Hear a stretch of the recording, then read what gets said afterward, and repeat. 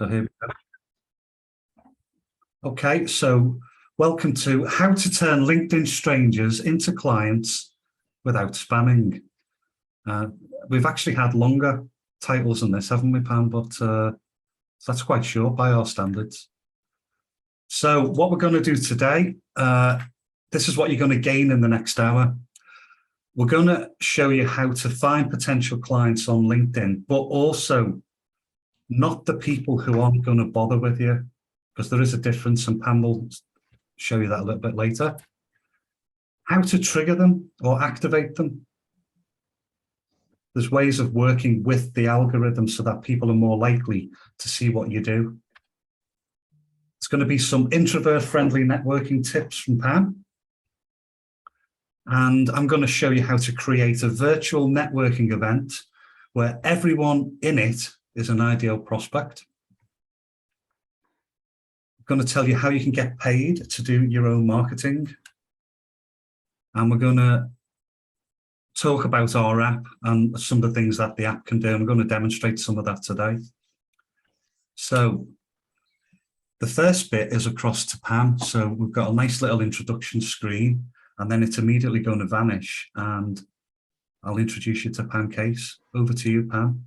Yeah, I think what I might do is I might even pin my own picture so that I don't have to look at you, Ian. Thank you, Pam. That's helped my again. Okay, so I just want to talk about networking online today, because that's more or less the way the world has gone. We're also used to Zoom. We're also used to networking online. And the benefit is that obviously you don't have to travel anywhere, you don't have to use your petrol, less time, and also you can network with people who you probably wouldn't see because they don't live in your location, even people overseas. But what is so different about networking online that, you know, we don't see when we network face to face? Well, it's not all that different in some ways. So one of the things that I always say to people is, if you're an introvert, if you're a bit nervous about walking into a crowded room, first of all, look for events that are more structured, which you usually get with online networking. But I always say to people, turn up early, just turn up early, because then you can pretend that it's your own event. And then you can start to welcome people as they come through the door, which is a fantastic icebreaker. And you also get to see more people. But when you're on Zoom, it's a good idea to turn up early, because then there's nothing worse is that when you're let into the room and there's just all those faces looking at you and watching you pop up into the room, it might make you feel a little bit more at ease if you're already there. Another thing that I would always say, sometimes you see people scowling. So the person who's speaking can see all the other faces and they can see who's got a stony, and you forget that everyone can see you on Zoom, and you sit there, you're concentrating on the speaker, but you've kind of, and actually it looks a bit cold. So try to smile and nod in agreement and be engaged so that people don't think, oh, this person's got a face like a smack proverbial. Stay engaged, stay interested. People can see when you're looking over here talking to somebody else off the camera, or if you're kind of then looking down like this and you're reading something. It's not good. People are not going to build relationships with you if you're doing that. Stick to the allotted time. If you are given a minute or a minute and a half to speak, nobody likes people who go over that allotted time. What is the answer to that? It is practice. Write your 60 seconds or your 90 seconds or 30, whatever is allotted, and practice it.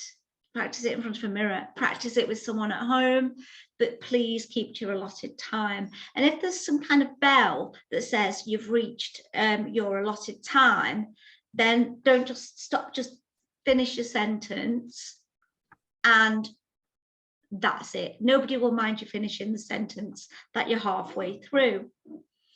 Dress appropriately. Okay, we don't want to see you in your pajamas, but God, don't go over the top. Everyone knows you're at home, and kind of a shirt with a tie up to here might not be quite right unless you're a solicitor. I mean, I always say nobody wants to see a builder in a suit. They kind of wouldn't trust you. Take notes. If you don't take notes as to what other people are saying, then you can't really follow up with them afterwards. And as we'll see, following up is really, really key. It's not just about coming and delivering your slot about you.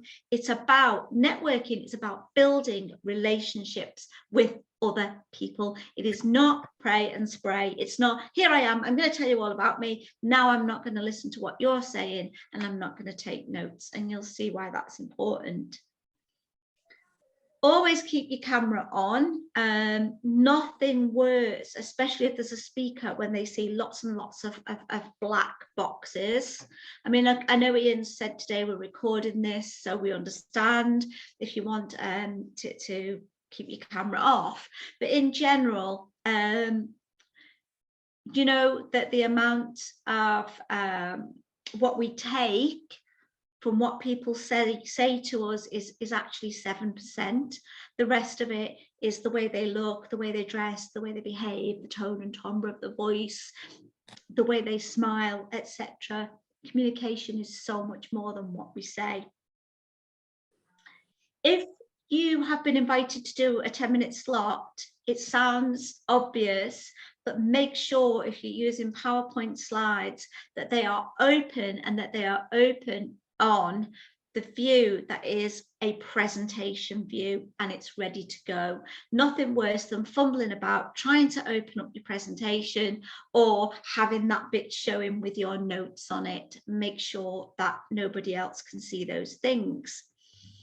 Okay, so one of the things that I was saying to you about, you know, sticking to your time, you're given so much time. So what I'd like you to think about is really, really using it wisely. So I want you, next time you go onto a networking Zoom, to scrap I am a. All right.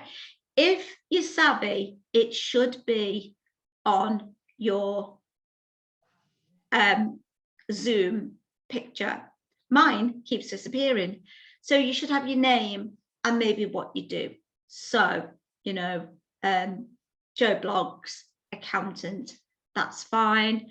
But what I want you to do is be a little bit more dynamic in what you say to people. Oh, one thing I do want to mention as well is background filters, which everyone was getting at the start of the pandemic. If you're going to have one, please sit still. Nothing worse than the background filter wobbling all over the place as you move. Far better to maybe have a roll-up banner behind you. I think that background filters can be a bit disconcerting. Anyway, back to the story.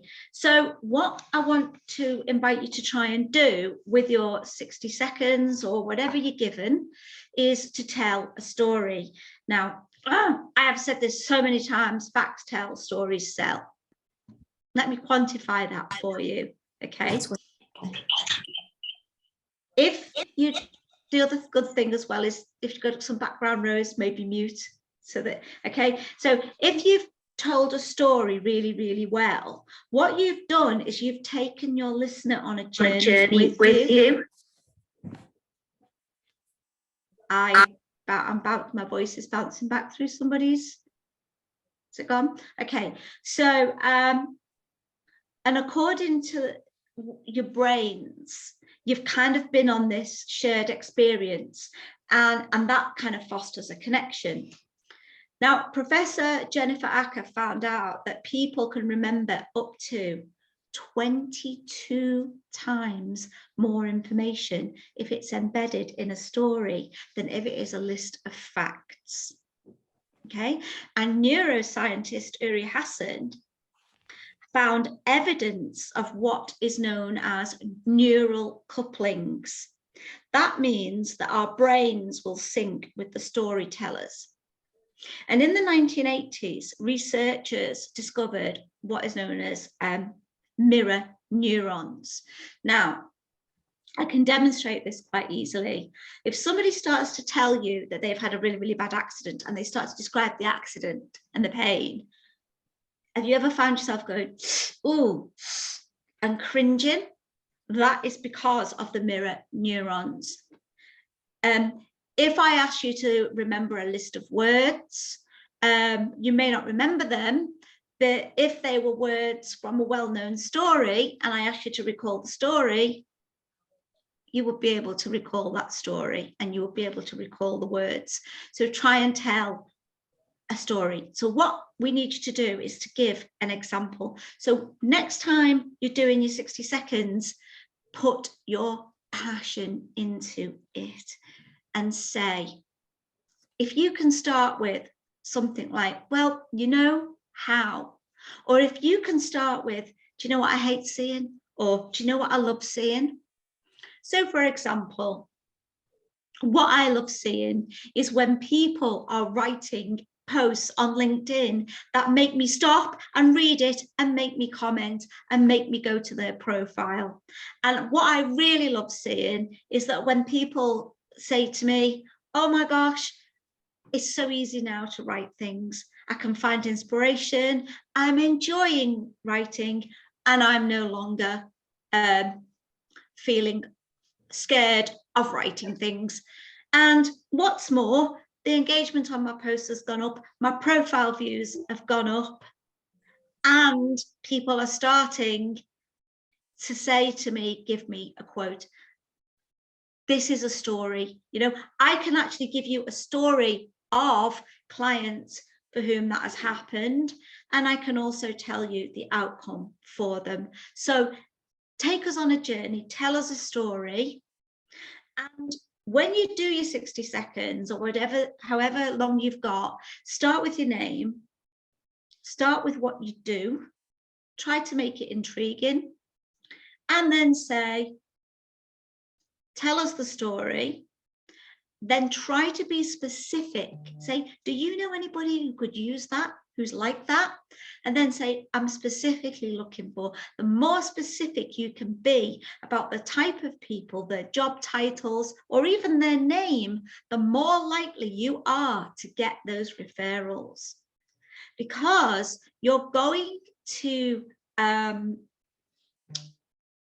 a reticular activator in everybody's brain that says, oh yes, you know, if you say anyone, it's too difficult.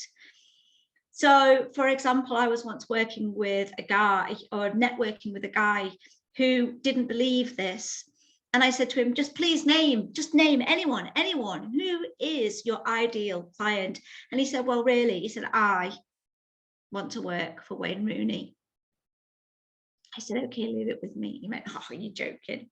But because he said that, I remembered that one of my clients was an event manager who literally organised Wayne Rooney's wedding and all his kids' christenings because he was specific. I spoke to her, she got him in, she did some work for her. Within a week, he was doing some work for people at OK Magazine. And then he said to me, do you know what, I've had to sign a secrecy thing that says I can't tell you who I'm speaking to, who I'm working with, but let's just say that was the referral that changed my life, and now I believe you. In fact, there were plenty of other Premiership footballers that guy went on to work with. So there you go, be specific. When you end your 60 seconds, can you please say your name again? Because people don't always catch it, especially if you've forgotten to put it onto your Zoom picture. And try and think of a strapline that makes you memorable. It's fun. You might say it's a bit quirky and a bit silly, but people really do remember it. So when I was working for an IT company, I would say, that's Pam Case from the PC support group. We have you swearing by your computers, not at them. And people remembered it. To this day, if somebody says to me, I need a cleaning company, The first one that comes to mind was a guy I used to know who said, "That's Lloyd Ansomars from in-depth cleaning. We don't cut corners, we clean them." So what can you say that's going to make you memorable and bring you first to mind when somebody needs your product or service or knows someone who does? Funeral directors, people are dying to see me. You know, if you can find something a little bit quirky, work on it. It's well worth the time. So what I would then say to you is, after, make a note of what people have said that's interested you, and after the Zoom meeting or the face-to-face networking meeting, for goodness sake, hop on over to LinkedIn and connect up with them and send them a message. It's not, networking really, really works when we take an interest in other people and when we try to help other people. You know, it's not all about selling to them. So go and connect up with them, but send them a message and say, it's all right saying it in the chat on a Zoom, but that gets missed. Go to LinkedIn and tell them what you liked about their presentation. Maybe even share a profile with them of someone you think might be a great connection for them. This is how you're going to stay front of mind. If you can think of 2 or 3 people who might be a good connection for them, send one. Maybe a week later, send another, and a week later, send another, because that's going to keep prompting them. Oh, I still haven't reciprocated yet. And the law of reciprocity means that they will eventually want to help you back, feel indebted to you. Then also networking on LinkedIn with people you haven't seen on the Zoom. Here's another kettle of fish. So let's go and have a look for some new people. And just want to recap on how to find those people on LinkedIn and how to stay front of mind to them. Have I got plenty of time left, Ian? You're 6 minutes over your allotted time. Oh, God. Can I show this? Go on. Give me 5. Give Go me for 5. it. You Go haven't for let me screen share. This is typical.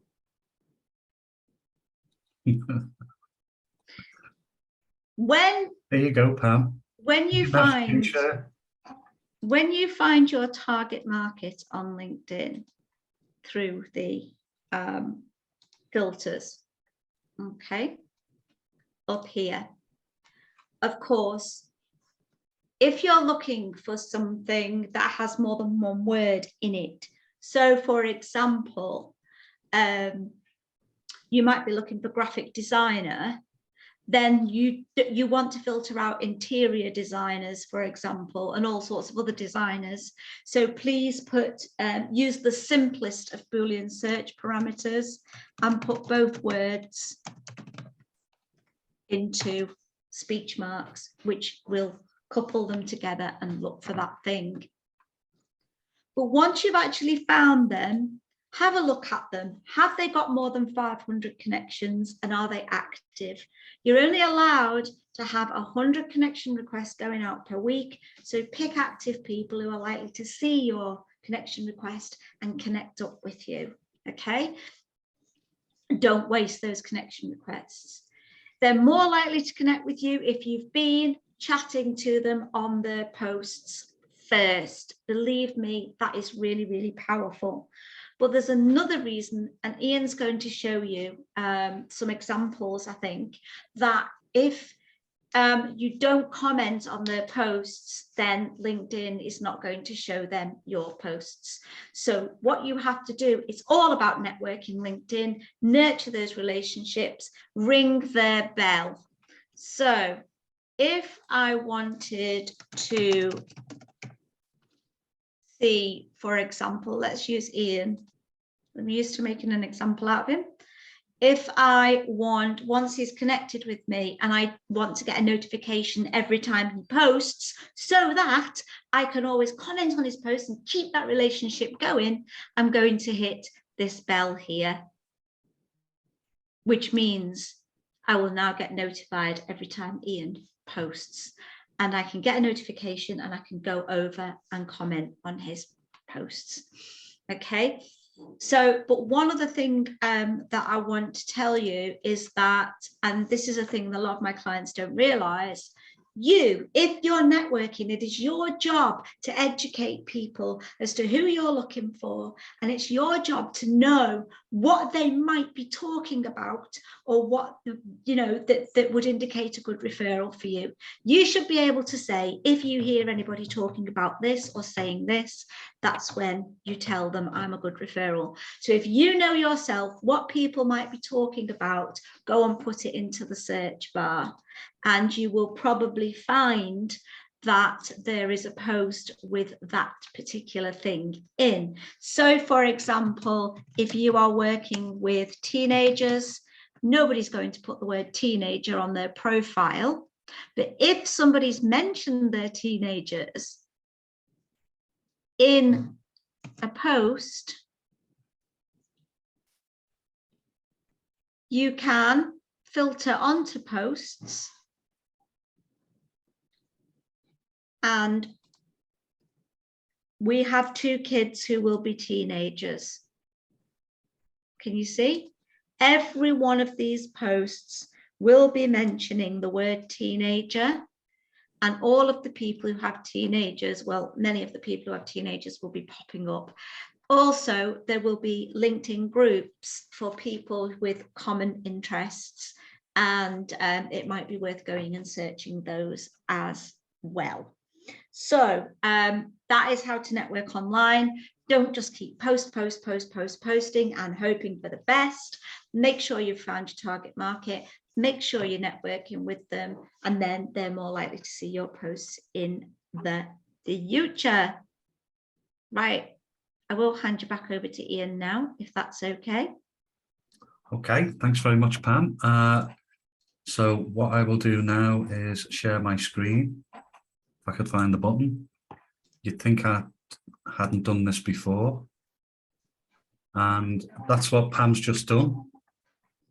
A little bit on networking and finding potential clients. But what I'm going to talk about is activating and networking with LinkedIn strangers. So it carries on a little bit from what Pam's already discussed about finding people on LinkedIn. But we're going to be talking about a particular process, which actually makes sense, really. And it's what we do in the real world. It's like if we're going to a real world networking event, sometimes you can get a delegate list before you go, and you can ask the organizer, can you introduce me to? And you might be looking for lawyers, for example, and there might be 2 or 3 lawyers in the room, and they will introduce you. So that step is identifying on LinkedIn. So I'll go through that a little bit more in a second. Then what we need to do is activate and connect with them. And that creates a connection which has got a number of facets to it. One of which being, if you are a first-degree connection with somebody and you've also commented on their post, LinkedIn will now show your posts to them in the newsfeed and vice versa. The next step is what we do in the real world as well, which is nurturing people through comments. So at a networking event, when somebody speaks, you listen to them when you acknowledge and answer what they've discussed. Pam, can you let somebody just popped into the room? I can't see it. Can you let them in? So commenting is the equivalent of listening. What we can also do is, once we've built a little bit of rapport, is we can invite people to a Random 11 event. So if you're booking onto a Random 11 event, you can, when we launch the app, also invite them to the same meeting. Afterwards, if they take the 30-day trial, which we will offer them, you can also arrange a one-to-one meeting with them. So let's demonstrate this. So let's go across to LinkedIn, and right, what Pam did before, let me just go back a step. So this is where Pam was talking about, you're searching for, say, graphic designers. So if you want to search for anybody in particular, you can just type in the search button and press enter. And Pam actually had some search terms and she filtered on posts. I'm now going to filter on people. And all you need to do then is click on all filters.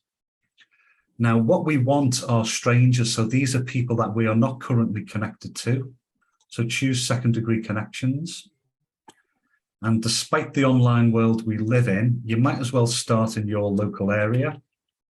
So wherever your local area is, use that as a search term, because then you could actually go and have coffee and meet people for real if this relationship develops. And one of the new filters that we've got, which I quite like, is the service categories. So we could choose, for example, coaching and mentoring. And there we have the results. Now you can then, if you want to decide what you want to do is basically shortcut this list, because this is a list of people who may or may not turn up to the networking event. And what we want to do is we want to check whether these people are worth building a relationship with. And I mean this with the greatest respect. Some of these people might be wonderful people and we could develop a relationship with them if we'd met them, but they're just not active on LinkedIn.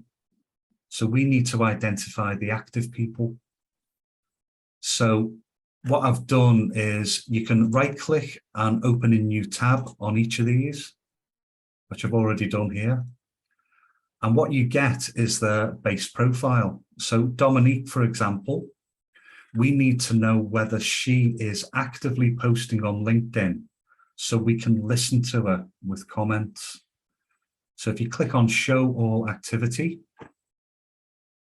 and then filter by her posts, you will notice immediately that Dominique last posted 3 months ago. And before that, it was 5 months ago. So no disrespect to Dominique, but she's not active on LinkedIn. So we're possibly wasting our time if we're connecting with her. She may not even accept the connection request because she's not tuning into LinkedIn. So the next person, Paul, he last posted a month ago. So let's not waste any time. I'm not going to connect with Paul either. But next we've got Daniela. Now she posted 5 days ago, before that 1 week, and before that 2 weeks. So that's quite frequent. So Danielle would be on the list. But her post's a bit more difficult to comment on. So I may not connect with her, but one of those posts I could comment on. Now, Michelle, however, she posted 3 days ago and 4 days ago, and well, twice 4 days ago and 6 days ago. So she's posting very frequently. And her posts are a little bit more conversational. So I might want to connect with Michelle. Now, just to save a bit of time, I did one earlier in case Pam overran, which she did. So Claire Bowers, for example, she posts fairly frequently. So 21 hours ago, 22 hours ago. And what I've done is I've commented on one of her posts and then I have connected with her. So what we want to do is we want to firstly build a list of people we can have a regular networking event with. So what I want to do is go to her posts page and you'll notice that you've got a different link to her posts. And then what you can do, and this will be recorded, you can create a little spreadsheet. So if I paste the link to her post links page, I can then access that at any time by a single click. So I can go back to Claire's posts page. But what I also want to do is I want to record the comment. So let's go down to the comment. If you notice on the top right-hand side, there's 3 dots against the comment. Click that and copy the link. And then I can start building a little bit of a relationship. I'll need to put the name in as well. You can put the company, the title, the industry if you want.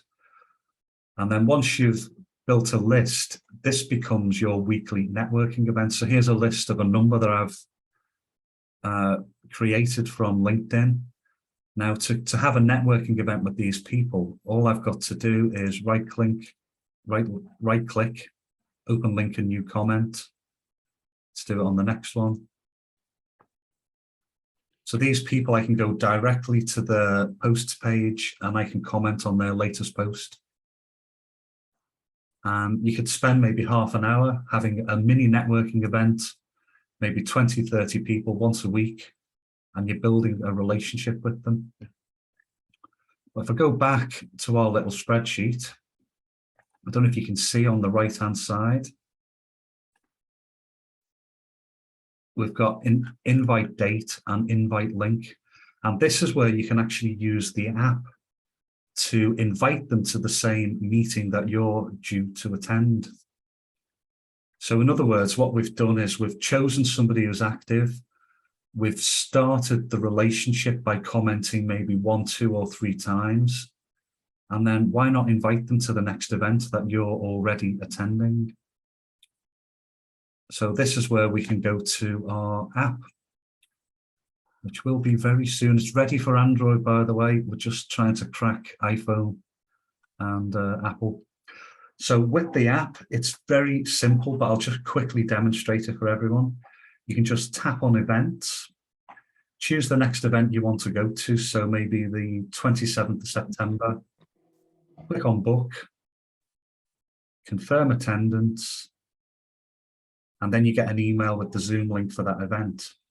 But when you click continue, you then get an option to invite guests.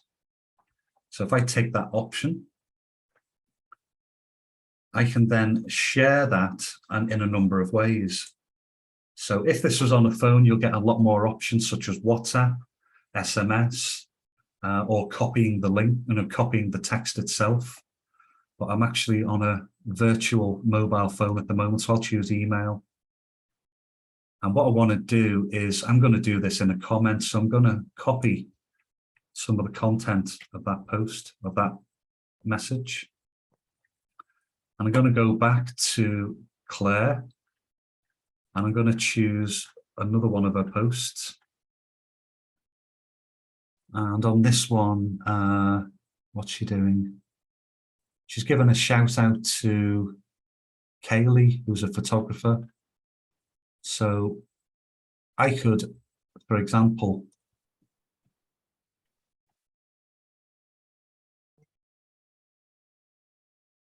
it's good to see people sharing positives about others. We don't often recommend nearly as much as we should. And then this is where you can introduce the concept of Claire attending the meeting. So, by the way, you can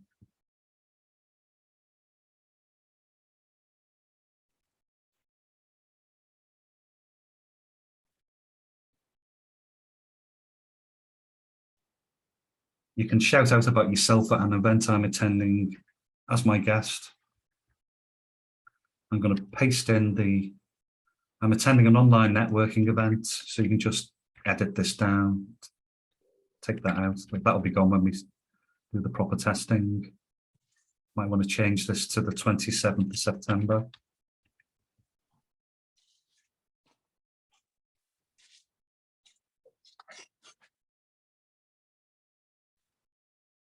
There you go. There's the rest of the text, and they can then book directly. I'm not going to post this right now, but you get the idea. This is how you can invite people who are LinkedIn strangers who you've built a bit of rapport with and have them come along. So if Claire clicks that link,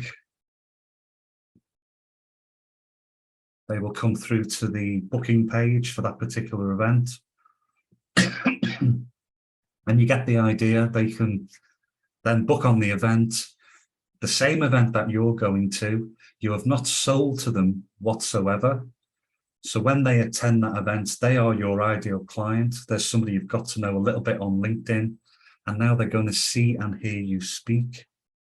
And potentially you could have a one-to-one with them if they take the 30-day trial. And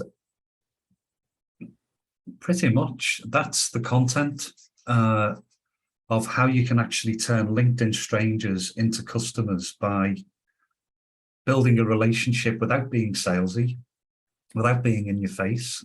But there's some things we've touched on there which are really important. So when we have commented and connected with them, we've now programmed the algorithm to deliver those people our posts in their newsfeed. So there's other things that you should really strongly consider, such as Pam does some amazing coaching programs to help you really write the posts, find the people, fine-tune your profile, and a host of other things. So Pam, can you tell us a bit about what you could do for everyone? And then we'll go over to questions and answers.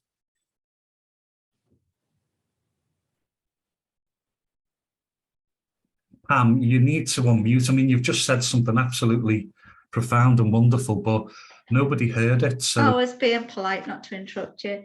So if we take the example of one of my recent clients, Angela, she's not been with me for long, and she came to me and said, I've been plugging away at LinkedIn for so long, I'm getting absolutely nowhere, I'm struggling to get ideas, I don't know what to post. When I do find an idea to post something, nobody sees my post. And she said, now, like, just after 3 sessions with you, I've got so many ideas, I've got so much more confidence, I've got so much more enjoyment, I'm loving it. The engagement I get on my posts, the views on them, they're soaring, I'm getting more profile views, more incoming connection requests, and my target market are just accepting my connection requests that I send to them. What's more, I know exactly what to say on my website, my marketing material, in my networking pitches. It's just amazing. So do you know anybody who feels like that I can help in the same way that I'm helping Angela? Someone could use maybe 8 weeks that's bespoke to them to find their unique message and their unique angle, or just 6 hours or just 4 hours to help them up their online and offline networking game and win more clients. Brilliant. Right, so this is the tumbleweed bit where we're asking people to ask some questions, but I'm going to just pick up on a point that Gordon's made about dads who own businesses. One good thing that Pam pointed out today, which I'm just going to come back to, is you look for phrases that people could use in their posts, as opposed to a people search. You can use a content search. So it could be, in inverted commas, I took the kids to, close inverted commas. You know, that could bring up posts where people are taking the kids out on a day out. And there might be more to that story, but you've got to brainstorm some ideas for people that you could potentially find. So over to the floor. Can I ask a question? Yeah, go for it. Right. You mentioned about the app. Yeah. Now, I know there's a lot of banter about the app coming in Q4 or Q3 or Q1. Yeah. But when the app comes out, will this be available, what you've just recorded? Yeah. Basically, because I still work on bits of paper, and technology is something which is amazing, but I can't get my head around it. So what you've just done, I understand the bit about sharing stuff on the app and inviting. And I've got a couple of names of people who I know who don't actually live in the UK, who I know are promoting stuff, who may benefit from what you're doing. However, how to go about inviting them? Yeah. What you've just done there was great, but I'd need to practice it a few times to be able to. What I'm showing. Do you know what I mean? Yeah, well, I'm answering that now because if you open the app, see, there's a bit. I understand, but you see, the app isn't available yet. So you're telling me, and I'll have forgotten by then. So will this be available for me to do then? Yeah, if you let me carry on for 1 second longer, Yeah, come. you click the circle on the app and there will be a number of videos which explain each and every step, including this video, which we'll throw onto the app as well. Cool. But there's already a couple on there now, like activating and networking with LinkedIn strangers. Yeah. That takes you step by step through the whole process. Well, your YouTube channel popped up on my YouTube today saying that one. Yeah, well, it's already there. Yeah. In answer to that one, there'll be instructional videos on how to do everything. Cool. And have we any ideas how long it's going to be? It's how long Apple takes to, it's available on Android now. Right. Okay. But well, only people with Androids have got, you know, the ability to do stuff like this anyway. So iPhone users just take selfies. Yeah. Well, now you can use it to network and invite people along. Yeah. So anybody else got any questions? Can I just say, Mr. Denny, this is Richard Howard from the Property for You. Okay. I'm just driving at the moment, so I'm off camera. But great training advice, right? And with you and Pamela Case, can I just say that there's a gentleman who I was chatting with last week. His name's Jeff Molyneux, and he's very big on LinkedIn, very, very successful on LinkedIn. And he attributes his training to you and Pam. He said, what I learned from Pam and Ian was brilliant. And if you watch his videos or his posts, it all relates to everything what you and Pam have been saying. He follows those rules. He gets thousands and thousands of views.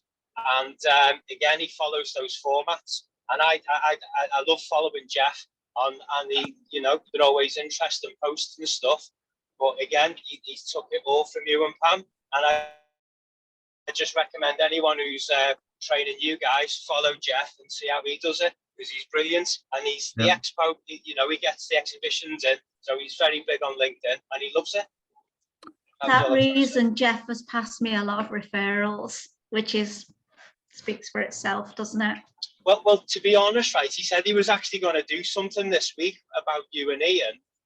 But again, just as an example of how your training works and how successful it is, he didn't have a clue what he was doing. And he was telling me last Thursday at a networking do how much, you know, he appreciates what he's got from you guys. And again, right, with me, I start to learn it and then I drift out. So I always think you should always stay on with the training as you would if you're learning a language. You have to keep doing it before it's embedded in your DNA. Excellent. Well, thanks very much, Richard. Appreciate the feedback. No problem, Mr. Denny. Martin. Ian, do we want all of this bit still recorded? Yeah. Okay. If there's any more questions, just to answer Martin's question, it's available now on Android, but we're not going to be administering it. So if you book on an event, we're not ready to administer it yet. And what we're hoping to do is have a small test group first to try and break it. But I don't want to just have Android users. I think it's unfair, but let's have a mix of iPhone and Android users, because there'll probably be different bugs on different platforms and we just need to know. So if you could just bear with us for a while, that'd be great. And if anyone's got an iPad, please let me know, because we need to get screenshots of the app on an iPad to actually allow Apple to accept it. We've tried everything to get this logged with Apple. It's an absolute nightmare. I don't know why you have iPhones. Google, it was all done and dusted and it took about 6 hours. So if anyone knows anyone with an iPad, let me know. I need some screenshots. I've got one. You didn't ask me, yeah. I've been asking in the group, but you obviously don't read the group, Pam. Honestly, I have. I don't know whether it still works, but yeah, sitting there. So if anyone's got an iPad, well, I've got a few, Ian, from my kids. I've got, I think. All right, okay. Because I need two specific types. I need to look them up what the screen size is. But they're very particular. It's like it's got to be two particular iPads, and it's got to be two particular screen sizes on iPhones. Ask Lizzie Angel. at Okay. APOC IT, Yep. because she uses one. Can your Okay. developer not go to one of the websites that simulates the iPad screen size for you? You Oh, give your no. image and it then sets it to the size. Your developer should be able to do that for you. That's standard for building an iPad up. Yeah, they might be able to do that. Yeah, I've not thought I'd of ask that them, question. because that's part and parcel of a developer's job, because I've developed website apps, so I would ask them to just create them for you. Yeah, she's just asked me to try and get them, so I'll see if there's another way of doing it. Yeah, appreciate Well, that. ping me a message if you want. Yeah, okay. Thanks, Gordon. Has anyone else got any questions on LinkedIn, networking, or the app? On average, for these new connection requests, so do you sometimes send them to people who've not commented on, and then some of them, you know, 1 comment, 2 comments, and just, you know, send up to 30, 40, 50, up to 100 a week? Is that how you practically go about it? Yeah, I think I actually sent. I do 1 comment and then connect. So literally, I just said to Claire Bowers, I did actually connect with her as well. So I said, "Hi Claire, commented on your post today about taking the kids to 10-pin bowling. It's something I haven't done for a couple of years, and it was a good reminder. Thought I'd connect, Ian. I'm not selling at all at any step of the process. I'm doing what I would do at a networking event. Because normally what happens if you give a hint that you're going to perhaps move on to a pitch at some point, people see that, they're not stupid. So people say, hi, I thought it'd be great to connect. I'm a mortgage broker in the such and such an area, and you're a property developer in the same town. You know what's coming next. So you may not accept. You might even click, I don't know this person, which can get you downgraded by LinkedIn so that you can't actually send connection requests. So yeah, Thanks. It's wise not to give a hint that you're going to sell within the connection request note. But I do it after 1 comment. I don't pitch them after that or ask them to attend the networking event. I'd maybe do a couple more comments spread out. But that list can be, like, if you're looking for graphic designers, you can have a list of 40 active graphic designers once a week in about an hour, maybe a little bit more. You can have a networking event by clicking on each of their profiles, commenting, and building a relationship. And then invite them to a random 11. If you're attending a random 11, because that gets you in front of them. Yeah, thanks. And if they take the 30-day trial, you can have a 1-to-1 meeting with them. So any other questions? Sean's got a massive headache, so yeah, oh, he's gone already. I'm just going to say bye, Sean, but is that it? Are we done?